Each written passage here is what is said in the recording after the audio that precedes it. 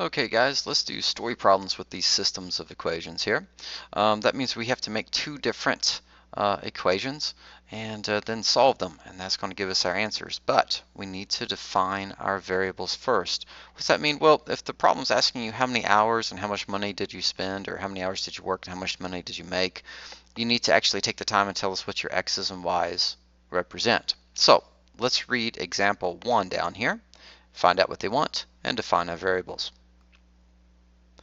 The sum of two numbers is 58. The difference of the numbers is 20.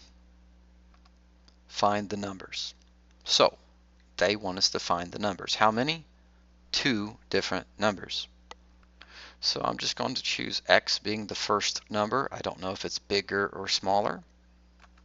And I'm going to have y be the second number. So let's use these two stand-in substitutions, the x and the y, for these numbers, and let's build the equation. So let's look at the very first one in yellow. The sum of two numbers is 58. Since the word sum means add, I can then add our x and our y together to have them equal to 58.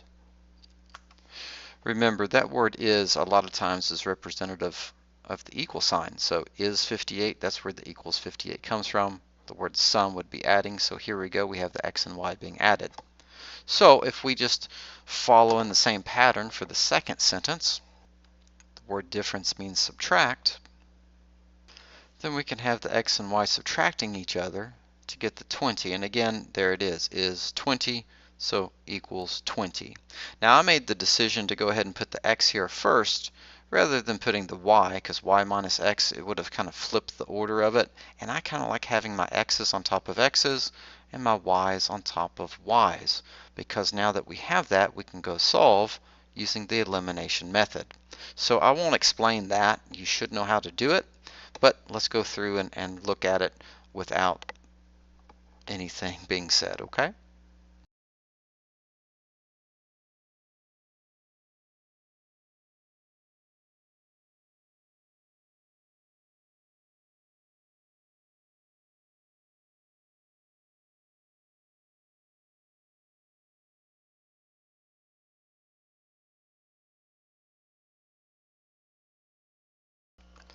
Now, this is the ordered pair. This is the solution for x and y, but with this being a story problem, I would like us to actually rewrite the answer just like this. Hey, the numbers are 39 and 19. So the second example is very much like this one, so let's go take a look at that. Example 2. The second of two numbers is 3 more than twice the first.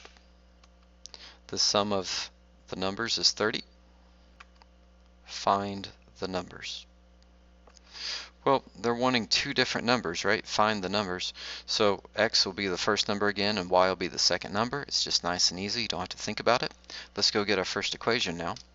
The second of two numbers.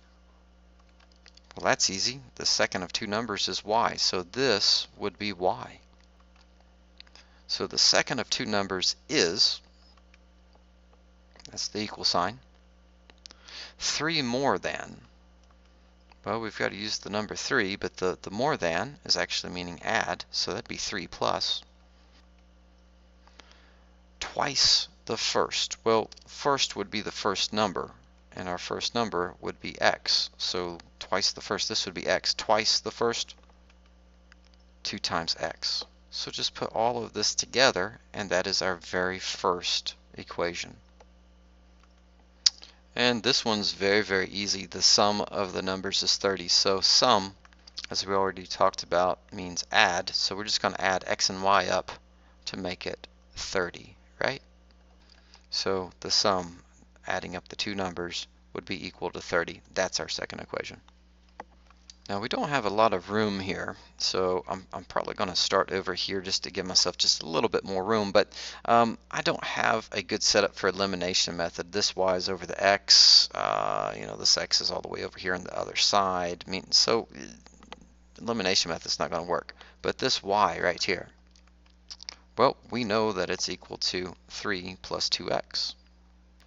So wherever we see this y, we're going to put in 3 plus 2x wherever we see the y. So this y is going to be replaced by the 3 plus 2x.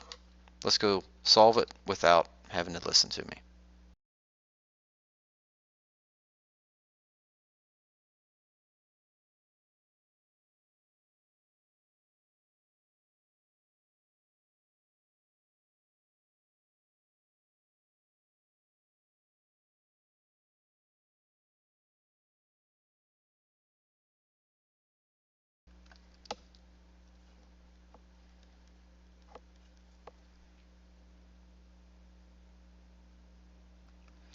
So the numbers are 9 and 21. Let's go take a look at the very last example. This one's a little bit different than the first two. The number of girls at Melody Middle School is 75 greater than the number of boys. The total number of students at the school is 855. And this is a little bit different. They don't want to know the number of boys and girls. They just want to know the number of girls only.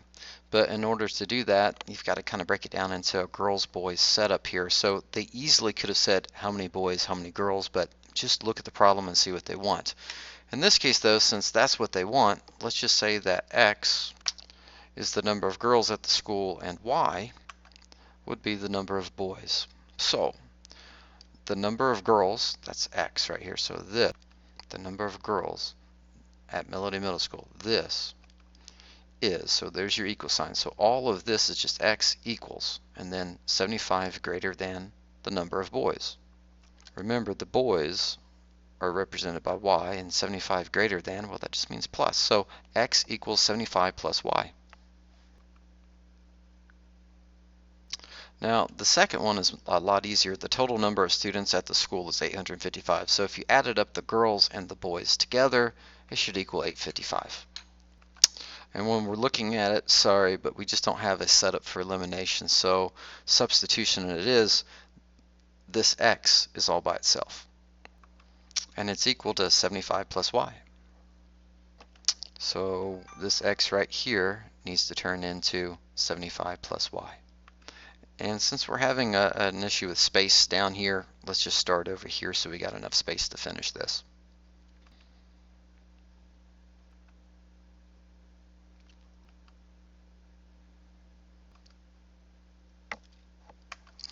And this is why we take the time to define our variables. Is Y the number of girls? Well, you just check up here. No, X's are girls, Y's are boys.